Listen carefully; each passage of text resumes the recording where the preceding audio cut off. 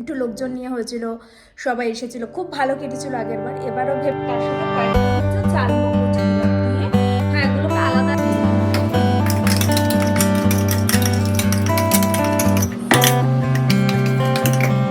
এখন রাত্রি 12টা বাজে। আজকের ব্লগটা স্টার্ট করছি রাত্রি 12টা থেকে, কারণ হচ্ছে আজকের দিনটা আমাদের কাছে খুব স্পেশাল, মানে আমার আর দীপের কাছে।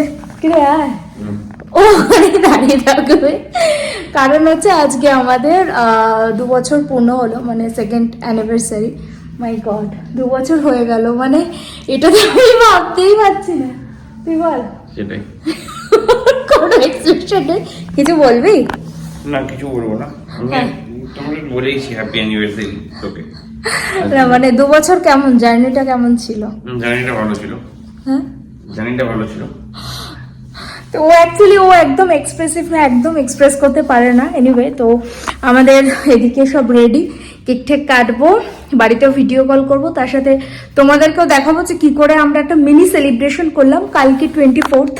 বাট মানে 24th তো পড়ে গেছে এখন, কিন্তু কালকে আমাদের দুজনের অফিস আছে, আর কালকে ম্যাক্সিমাম প্রেশার, কোনোভাবে কালকে আমি ছুটি নিতে পারিনি। তো আমরা এটাকে সেলিব্রেট করবো 26th অফ জানুয়ারি, দুজনেরই ছুটি। বাট আজকে একটা মিনি সেলিব্রেশন হবে।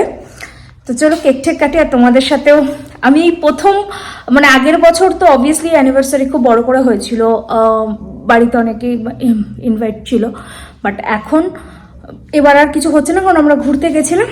তো তোমাদের সাথেও দেখাবো যে কি করে আমরা, মানে তোমাদেরকে দেখাবো কি করে আমরা বাড়িতেই ছোটভাবে অ্যানিভার্সারি সেলিব্রেট করছি। তো চলো কেক ঠেক কাটা যাক।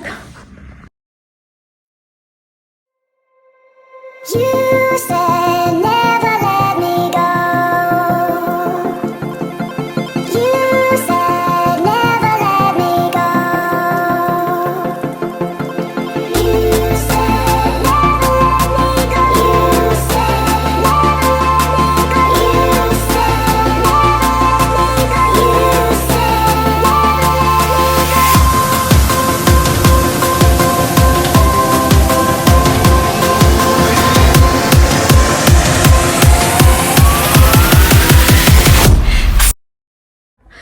আমাদের কেক কাটা ডান, তোমরা তো দেখতেই পেলে, ভিডিও কলে বাবা মাকে নিয়ে নিয়েছিলাম। তো 2 বাবা মা ছিল, তার সাথে কেক কাটলাম, দীপ বসে রয়েছে। তো এখন কটা বাজে, 12টা 15-20 বাজে। একটু ছবি তুললাম, একটু বলতে কি এই 2-1টা ছবি তুলে নিলাম। এখন ডিনার করব, কোনো স্পেশাল ডিনার না, কারণ আমি কালকের দিনটা স্পেশাল রেখেছি বলে আজকে একদম হালকা ফুলকা ডিনার। এখন ডিনার করব, একটু চিল করব, ব্যাস। তারপরে অফিসও চলছে আমার, তো তার সাথে সাথে অফিসটাও থাকবে। তো আজকে এতটুকুই, আজকে রাত থেকে ব্লগটা শুরু করছি। কালকে সকালবেলা তোমাদেরকে দেখাবো গোটা দিন আমরা দেখো সেলিব্রেশন, ওই যে বললাম সেরকম কিছুই না, জাস্ট অফিস আছে, অফিস করব, আর টুকটাক বাড়িতে চেষ্টা করব যতটা নিজেদের মতন করে সময় কাটানো যায়। দ্বীপেরও অফিস আছে, আর আগের বার তো একটু লোকজন নিয়ে হয়েছিল, সবাই এসেছিল, খুব ভালো কেটেছিল আগের বার। এবারও ভেবেছিলাম, কিন্তু তারপর ভাবলাম আমরা ঘুরে আসি, তাই থাইল্যান্ড ট্যুরটা করে নিলাম। তো চলো এখন যাচ্ছি, কালকে সকালে আবার দেখা হবে, টাটা। Good morning. আজকে 24th অফ জানুয়ারি, মানে হচ্ছে আমাদের অ্যানিভার্সারি, মানে 2 বছর পূর্ণ হলো বিয়ের। তো কালকে রাত থেকে তো আমি ব্লগটা শুরু করেছি, কিন্তু সকাল থেকে উঠে এত কাজ ছিল, মানে আজকে আমাদের ম্যাক্সিমাম প্রেশার। কালকেই বলেছে আজকে আমাকে তাড়াতাড়ি অফিসেও বসে যেতে হবে। দ্বীপের তো সকাল থেকে চলছে, মানে আমাদের ঘরে বোঝাই যাচ্ছে না নর্মাল দিনের মতন, কারণ আমরা আগেই ডিসাইড করেছিলাম যে 26 তারিখে আমরা এটাকে সেলিব্রেট করবো। বাট বাড়িতে ছোটোখাটো কিছু তো করতেই হবে। তো সকাল সকাল দ্বীপ গিয়ে নিয়ে এসেছে, চিকেন নিয়ে এসেছে, আর মাটন আনার কথা ছিল, কিন্তু সেটা অনেকটা দূরে, সেই জন্য আর মাটন আনেনি। তো আর আমি প্রেফার করি দোকান থেকে কিনে নিয়ে আসা, মানে ওই অনলাইনে অর্ডার করলে আমার মনে হয় সেটা প্রিজার্ভ করা থাকে, অনেক আমি প্রপার খেতে পারি না, সেই জন্য। তো চিকেন নিয়ে এসেছে, এখন একটুখানি চিকেন চাপ বানাবো, মানে ম্যারিনেট করে রাখবো, আর একটু পোলাও বানাবো, মানে আজকে আর কি। আর এখন সেরকম দুপুরবেলা সেরকম কিচ্ছু হবে না, ও তো সকালবেলা ইডলি ধোসা এইসব খেয়ে এসেছে, আমার জন্য নিয়ে চলে এসেছে। আর কালকে আমি একটু ধোকলা বানিয়েছিলাম নিজের জন্য, তো সেটাও একটু রয়েছে। তো এখন আমি ঝটপট করে, এখন কটা বাজে জানো, এখন বাজে 1:30, মানে আমি রান্নাঘরে কাজ করছিলাম, কারণ আমার কালকে থেকে কাজের মাসে আসেনি, হেল্পিং হ্যান্ড আসেনি, ওর একটু শরীরটা খারাপ হয়েছে। তো আমি এইসব ক্লিন করছিলাম, যতটা ক্লিন করা সম্ভব ততটা চেষ্টা করেছি করার, কারণ কালকে রাত্রে আমরা একটু গল্প করছিলাম, তারপরে আমি অফিস করে শুতে শুতে অনেকটা লেট হয়ে গেছে। তো সকালে দীপ্ত উঠে গেছে, উঠে বলছে তোকে একটু চা বানিয়ে দেবো। আমি জানি রান্নাঘরটা প্রচণ্ড অপরিষ্কার, আমি বললাম তোকে দরকার নেই করার, আমি করবো। তারপর ওর সাথে একটু কথা বলছিলাম, আর ওদিকে ওর অফিসে চলছিল, মানে এখনও চলছে। তো চিকেন নিয়ে এসেছে, এখন এই চিকেনটাকে ভালো করে ম্যারিনেট করব, তার সাথে একটু পোলাও বানাবো মানে সব রেডি করে রেখে দেবো। পোলাওটা আমি এখন বানাবো, আর চিকেনটা আমি রাতে বানাবো, মানে ম্যারিনেশন যতক্ষণ হবে তত চিকেনটা খেতে ভালো লাগবে। দীপ বলছিল এখনই, আমি বললাম না আমি এখন তোর জন্য বানাবো না, মানে এখন আর বানাবো না, রাত্রে বানালে সেটা বেটার হবে। তো এখন 1:30 বাজে, এখন ঝটপট করে কাজ করব, তারপর স্নান করব, করে পুজো দিয়ে আজকে এনিহাও আমাকে 3টের মধ্যে কাজে বসতেই হবে, মানে অন্যদিন 4টের সময় বসলেও প্রবলেম হয় না, বাট আজকে একদম স্ট্রিক্টলি আজকে 3টে থেকেই বসতে হবে। তো চলো, এই যে এদিকে চালও নামিয়ে রেখেছি। ভেবেছিলাম দুপুরে একটু পোলাও আর আলুর দম খাবো, কিন্তু এই চালটা না এখানে নয়, মানে বাবা মারা যখন এসেছিল কলকাতা থেকে তখন ওরা চালটা নিয়ে এসেছিল, আর চালটা প্রায় শেষের দিকে, এইটুকুই চাল মানে পড়ে আছে।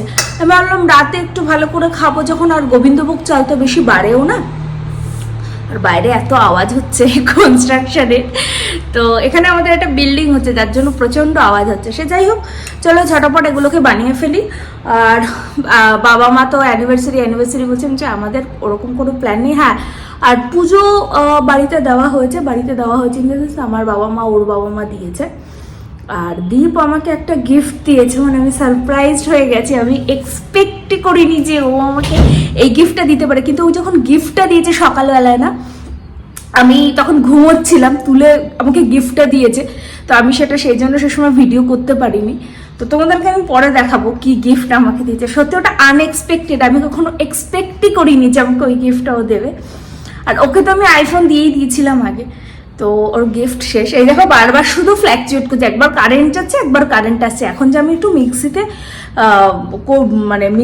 করবো সেটাও আমি করতে পারছি না। এনিওয়ে, তো চলো আর কথা বাড়াবো না, এবার ঝপাঝপ কাজগুলো করে নিই। দেড়টা তো বাজে, 1:35 হয়ে গেছে। যত তাড়াতাড়ি কাজ করবো তত তাড়াতাড়ি কাজ মিটে যাবে, তত তাড়াতাড়ি আবার গিয়ে বসতে পারবো।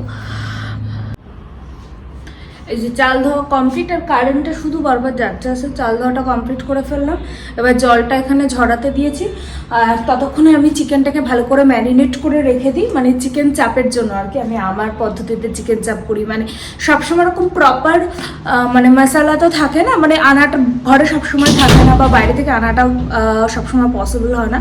তো আমার ঘরে যেরকম আছে সেইভাবে তোমাদেরকে চেষ্টা করছি সেভাবে দেখানোর আর কি চিকেন চাপটা। আচ্ছা, আমি এখানে চিকেন চাপের জন্য পোস্ত একটু আগে গ্রাইন্ড করে নিয়েছি, মানে কোনো জল দিইনি। তার সাথে কয়েকটা কাজু বাদাম দিয়ে দেবো, আর তার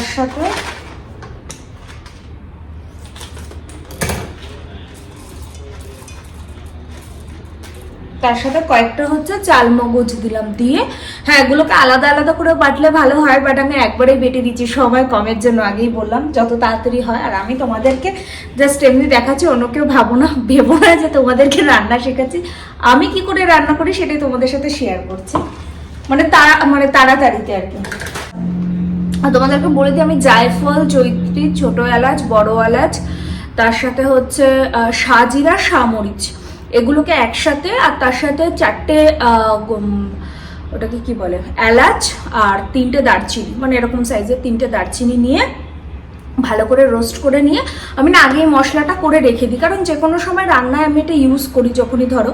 তো সেটা আর আমি দেখালাম না, এটা অলরেডি আমার কাছে যেহেতু আমি করে রেখে দিয়েছিলাম ড্রাই রোস্ট করে, তো সেটাই অল্প করে যখন মাখবো মানে ম্যারিনেট করব তখন আমি সেটা আবার ইউজ করব। আর ওই ঘরে অফিস চলছে তো চলছেই, মানে এখন মান্থের এন্ড, পুরো পাগল হয়ে গেছে, মানে মনেই হচ্ছে না, মনে হচ্ছে normal day. Obviously normal day, কারণ আমারও অফিস আছে, আর ও কন্টিনিউয়াসলি মানে অফিসের কল করেই যাচ্ছে। আমি যেখানে একা একা কথা বলছি, কি ওকে অন্য ঘরে পাঠিয়ে দিয়ে বলছি তুই অন্য ঘরে যা, তাহলে আমি কাজটা করতে পারবো। আর এইদিকে চালটা ঝরিয়ে রেখেছি, জলটা ঝরে গেলে তারপর এটাতে ভালো করে ঘি মেখে এখনই এটাকে বানিয়ে ফেলবো। এটা রাতের জন্য ওয়েট করব না, শুধু চিকেনটা রাতে বানাবো, কারণ যতক্ষণ ম্যারিনেট হবে তত চিকেনটা খেতে ভালো লাগবে। You said never let me go. You said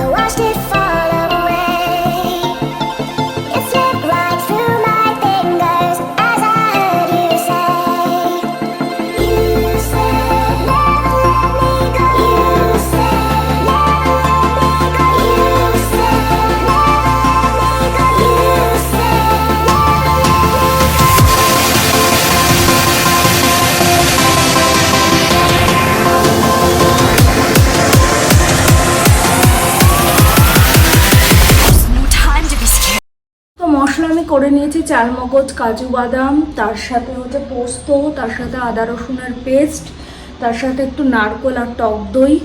আর যেহেতু টমেটো পাওয়া যাচ্ছে, এটা অপশনাল, অনেকে বলবে টমেটো দিলে টক দই দেওয়া যায় না, বাট আমি যেহেতু এক্সট্রা কোনো কালার অ্যাড করব না সেই কারণে আমি টমেটোটা দিচ্ছি। আর টমেটো অনেকটা ছিল, ওই যে বললাম যা ইনগ্রেডিয়েন্টস আছে সেটা দিয়ে বানাবো।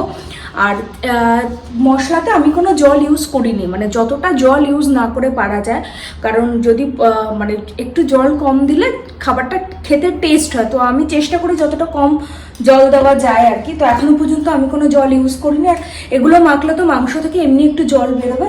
তো একে একে আমি সব জিনিসগুলো দিয়ে এবার চিকেনটাকে ম্যারিনেট করবো। আর এখানে না 1 কেজি 300 মতন চিকেন আছে, প্রায় 1 কেজি 300, মানে 1 কেজি 200 থেকে 1 কেজি 300 হবে, ঠিক আছে। তো এটাকে এখন আমি ম্যারিনেট করবো। এইদিকে তো মশলাগুলো সব হয়ে গেছে, তার আগে আমি চিকেনটাকে ভালো করে ধুয়ে জল ঝরাতে রেখে দিয়েছিলাম।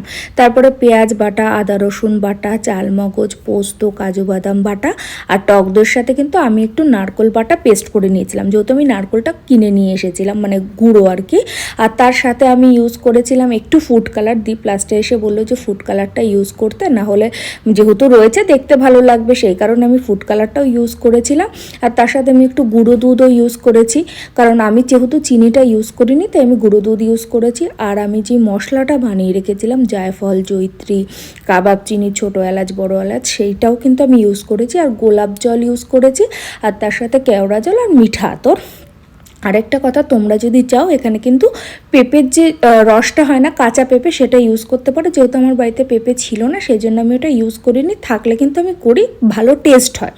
তো এটা দিয়ে ভালো করে মেখে আমি কিন্তু 5-6 ঘন্টা রেখে দিয়েছিলাম, তারও বেশি রাখলে ভালো হয়, যার হাতে যেরকম সময় থাকে আর কি। তো তোমাদেরকে এই পার্টে, মানে পার্ট 1-এ আমি তোমাদেরকে জাস্ট ম্যারিনেটটা দেখালাম, পার্ট 2-তে বাকি রান্নাটা কিন্তু তোমাদের সাথে শেয়ার করব।